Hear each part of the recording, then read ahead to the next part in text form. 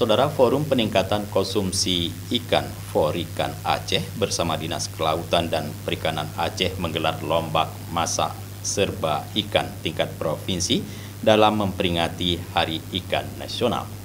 Acara tersebut berlangsung di Anjung Monmata, Komplek Meliku Gubernur Aceh pada Rabu 13 November 2024.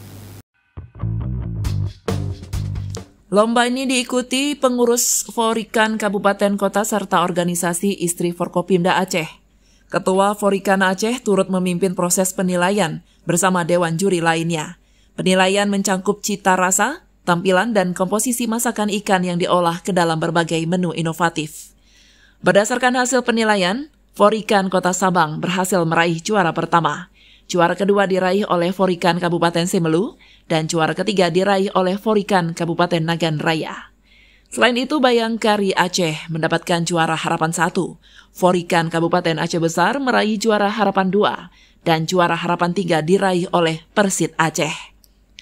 Lomba ini bertujuan memunculkan inovasi baru dalam menu masakan berbahan ikan, sehingga dapat menarik minat anak-anak dan semua kalangan untuk mengkonsumsi ikan.